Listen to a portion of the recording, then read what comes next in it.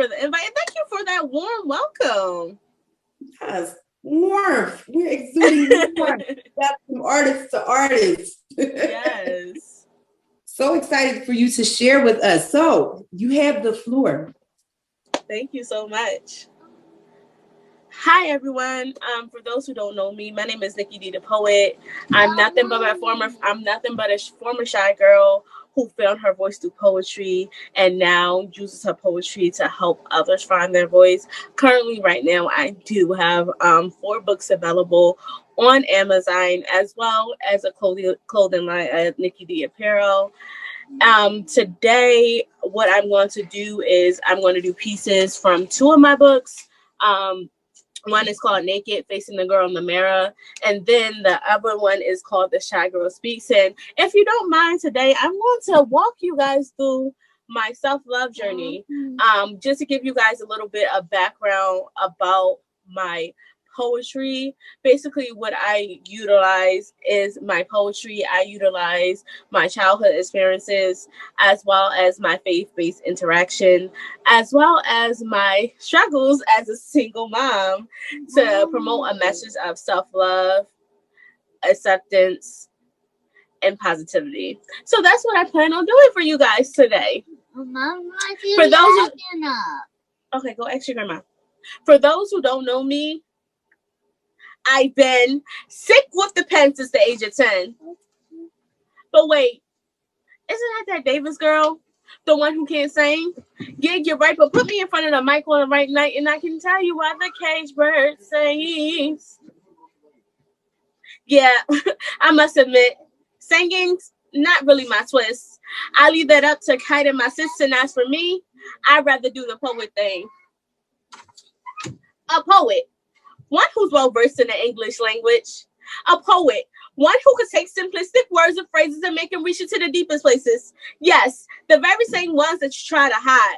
A poet, a mouthpiece, a crier of the generational cry, because I'm sick and tired of seeing my queens being reduced to the plumpiness of their tits, the juiciness of their ass, and what is in between their thighs.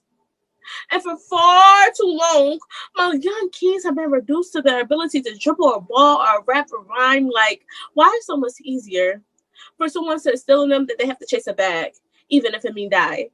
For some to want to sit them down and explain the difference in the amount of tree that goes in a quarter or a dime, than for someone to sit down and cultivate that young entrepreneur mind.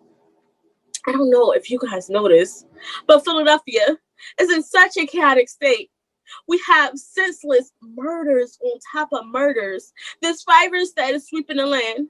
We have little boys and little girls who feel like their whole life is a mistake, that the world will be a better place if they didn't exist.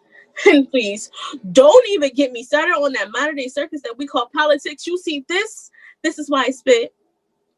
Every artist, every poet, every writer, every entrepreneur under the sun of my voice have a voice and a choice. And I choose to use mine to uplift. So sit back and relax and enjoy the poetic silence. I'm Nicki D the Poet. Oftentimes, when you hear the term self-love, your mind goes to outer beauty. Your mind goes to relaxing at a day spa, maybe getting a mani-pedi, sipping on some wine, which is all good, which is all can be a part of your self-love process. But what about the inside? Far too often, and what I felt myself doing is getting all this makeup, doing all this to reflect my outer beauty, but not really working on her inner beauty. So you may be wondering, Nick, how do I start the self-love process? How do I start focusing on the inner beauty? Well, you have to quiet your surroundings. But the thing about quiet places is I found that they could sometimes be the loudest. You see, I hate quiet places because it causes my mind to run races featuring the demons of my past. And it really doesn't matter who's first or who's last. I really thought I passed that class. I thought I left these demons in the grave with no heartbeat. I was dancing and prancing about the defeat, but they were really just playing possum. Knowing that losing the battle doesn't forfeit the war, I try to busy myself, get lost in my craft and perfect my parts, but procrastination has always been my biggest fall. Putting off till tomorrow what should have been done today, but what is today but yesterday's tomorrow? You see, I hate quiet places and all the noise that bring, because as soon as I unpack my bags on Easy Street, something happens, making me rethink the whole thing. But who's to blame? The cutler or the one who handed the retired sworn since the night? And I think about quiet places and just being in that time to self-reflect. And I feel like this is what COVID and this whole quarantine process have done to a lot of us. It gave us a time to slow down and to self-reflect. And once you slow down and self-reflect, a lot of questions come up. And I know for me, it was just like, who am I? Who am I? But a miracle caught in between two identities, somewhere in between who they want me to be and who I long to be, there is me. Me, always known for following the rules. Now I wait to be told what to do and what to say. Honestly, most days I just feel like I rent an Airbnb, allowing others to rent space in my head at a price that's far too cheap, and then they have the nerve to leave the stench of that file or all over my prefrontal cortex, and it doesn't matter how much I try to cleanse my chakras. It doesn't matter how much sage I burn. I never seem to forget the sting of the word they leave. Just enough venom that it becomes encrypted into my very DNA. No wonder I'm sitting here questioning who I am today. And you may be wondering, like, how is it that you didn't know who you are? Growing up as a child, we have so many people that pour into us. We have our parents and their expectations. We have, well, I grew up in a very in a household that was into religion and religious tradition, so I had those expectations on me. And then we have society that put those expectations on us, and which I realized through my own self-love journey, in which I hope you guys can get from this next piece, is that in order to find yourself, you have to really face the voice that sometimes we create in our head. For years, I've been trying to silence this voice that's in my head, but she's like a record that's stuck on repeating. Even when I can't quite make out the words of the melody, my feet still marches to the rhythm of the sound waves that metal her way up the air canal that set off vibrations that ricochet to my brain. That's already been perfectly trained to view every message the same way. Like back when they told my great great granddaddy that he'll never be nothing more than a cotton picking slave. I'm sorry. That was a little heavy. You see, it's hard to get her to behave like a Tyler used to get in her way. She kicks and screams. She made quite a scene. Only complete surrender to her demands is my attempt at relief. She loves to flirt with my insecurities. She has three ways with my worries and my fear, and when she reaches her peak, she leaves her liquid gooiness all over my face for all to see. She get a kick out of making a mockery of me. Like Siamese twins were conjoined. But most days, I really wish she could just stay at home. Like, I really couldn't have adored my first kiss alone without her reminding me of my obtuse nose, or the tiny cellulars that decided to inhabit my face the night before, or the little fuzz under my chin. But yet, and still, my therapist says that she's supposed to be my friend, my guardian, my protector. Because you know, Nicole, the world can be so cruel. To that, I replied, well, my fellow Black girl, how would it feel if you had someone constantly trying to drain the magic out of you? Don't act like if you weren't me, you wouldn't want her long gone too. She's the monkey that's on my back, the elephant overcrowding my room, the snake that's in my garden, trying to get me to believe that everything I know to be true is a lie. Dangling in front of my face, death, and a fruit disguise. But yet and still, time after time after time, I believe her lies. Maybe it's because her voice is a perfect replica of mine. Or maybe it's because believing that failure is the only option is far more easier than admitting that I'm scared to take the first leap. Or maybe the fault really isn't at her at all, but it's really within me. After all, she's nothing but a mere personification of what I see staring back at me when I look in the mirror. And when I finally get the courage to face and defeat that girl, her voice will no longer matter.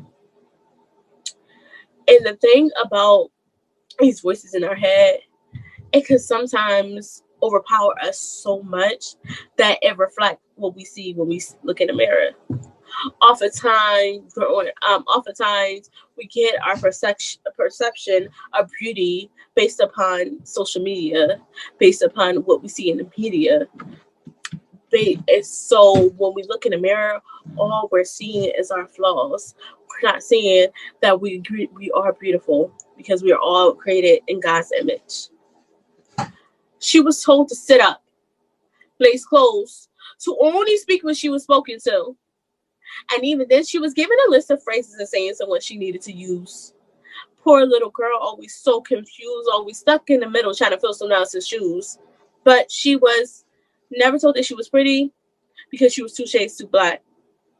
She was never told that she was pretty because she was 2 sizes too fat. She was never told that she was pretty because, truth be told, she was a little not needed and resembled a duck when she walked. She was never told that she was pretty because she had a list that got in her way when she talked. Poor little girl. All she wanted to do was fit in.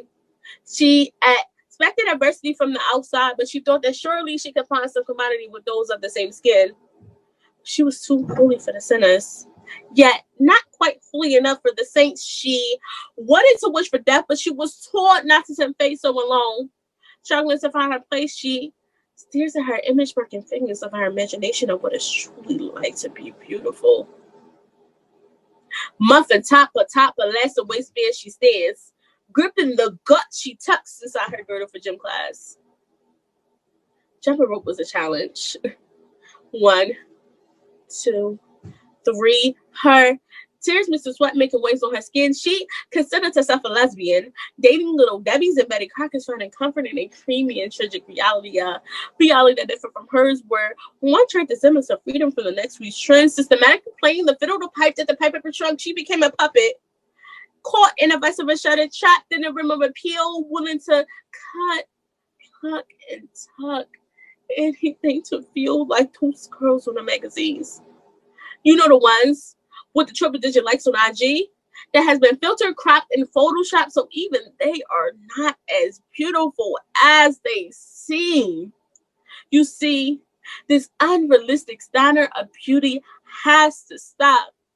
After all, beauty is far more than skin deep, and we were all handcrafted and beautifully designed by God, who stamped everything as beautifully and wonderfully made. So me, illuminating my beauty, will never cause yours to fade. More of the story. We all have some beauty. It just takes some of us longer to find it.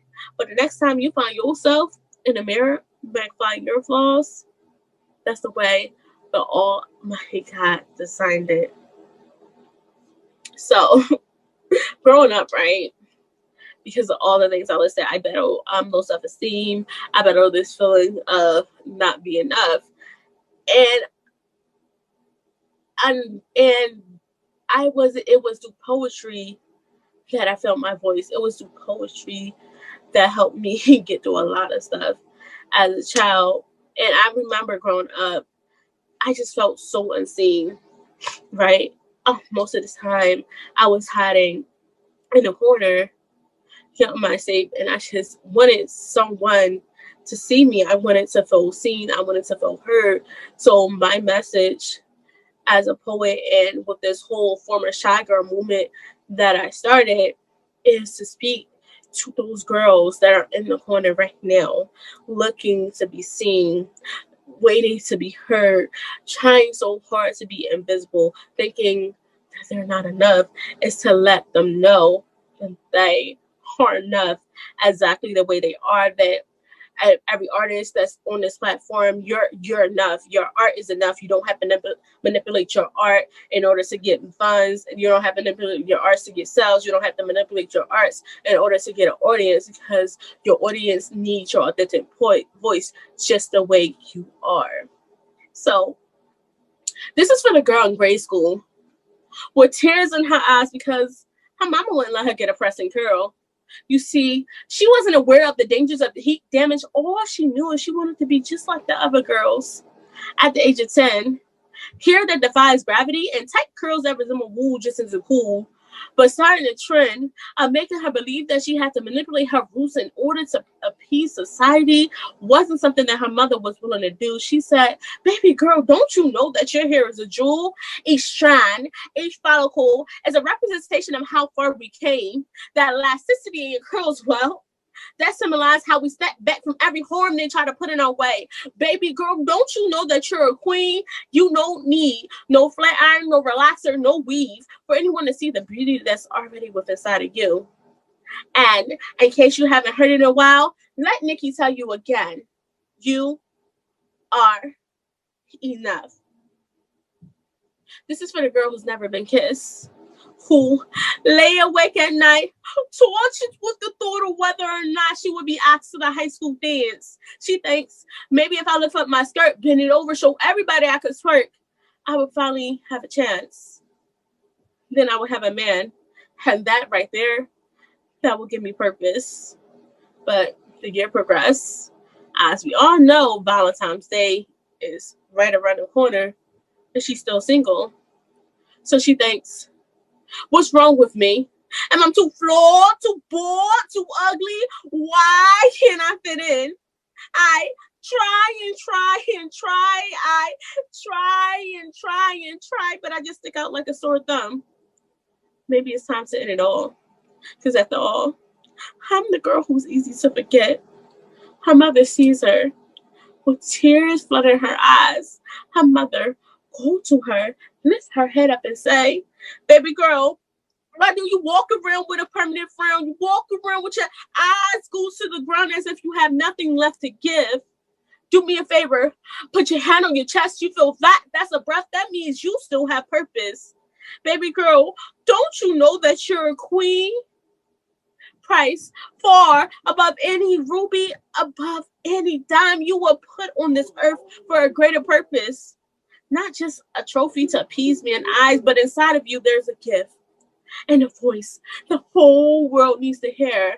And in case you haven't heard it in a while, let Nicki tell you again, you are enough.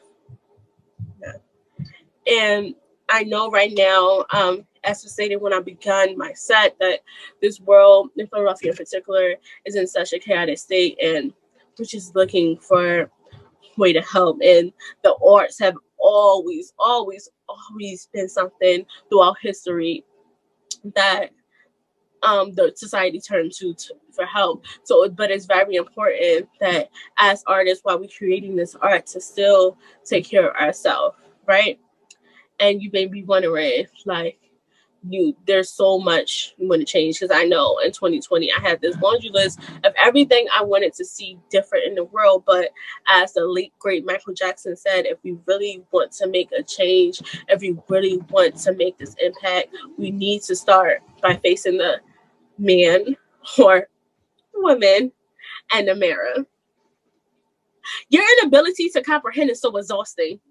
I don't even know who you are half the time. We share the same pulsing, yet and still we're nothing the same. I enjoy order, the syntax of things, while you act as if all your common sense is faded away, knowing you weren't quite raised that way. Take a look in the mirror and what do you see? A girl so flawed with insecurities that she allowed her light to fade. But you claim every year is your year, repeating cycle after cycle, mislabeling everything as an obstacle. Baby girl, you're the only common denominator. Don't you think it's you that needs to change? Do you know who you really are? For far too long, you use the foreign hair and the cosmetic makeup to hide the scars, I guess. It was easier for you to pretend that they weren't there, but you want to change the world. Want to be this dynamic leader, the inspirational voice. You don't know where to start? Well, taking a look in the mirror, I suggest you start right there. Thank you guys so much for listening. You can follow me on all social media platforms at Nicki B the Poet.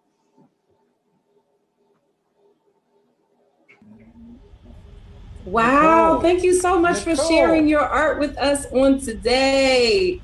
Listen, I'm always here for spoken word, and your story sounds incredible, and you can really through your Yes. work. That was amazing. That was 25 minutes of just straight testimony. Like, listen, Yeah.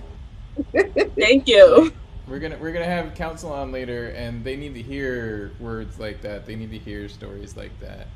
Um, Exactly. That's why we need to save Philly arts for stories like this could continue to be told. Absolutely, absolutely. You are definitely a voice that needs to be heard. Would you mind, as like I shared with the performer before you, sharing a little bit about your story?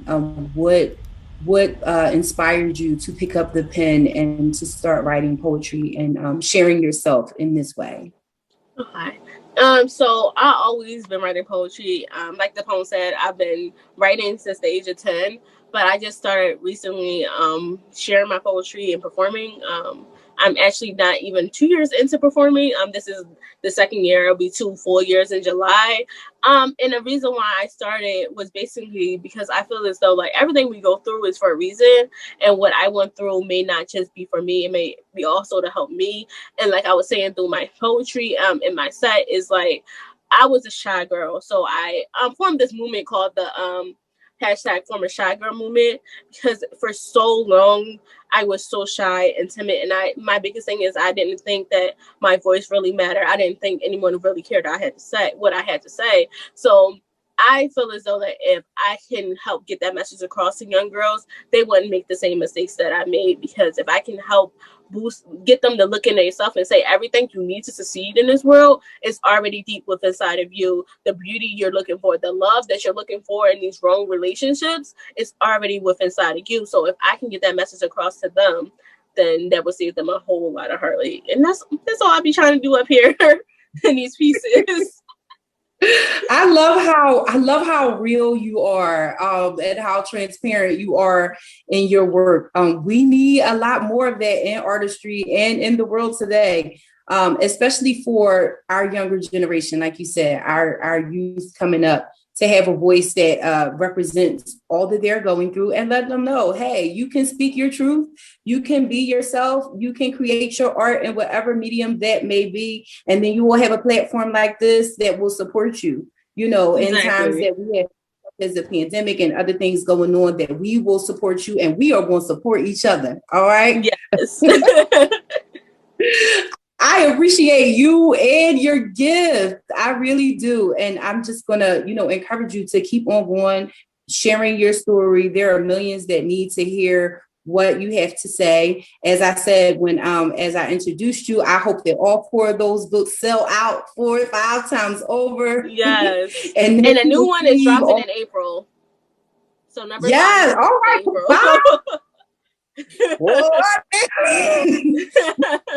These books like albums. well, 3 of them are books of poetry, and then one of them is actually a guide to how to self-publish. Because I know Wonderful. A lot of people didn't even think that it was possible to self-publish, and I know me myself, I didn't know it was I could self-publish until my friend showed me. So I was like, oh, let me help someone else that they don't want to pay all these big funds to these publishing companies, and they may not have it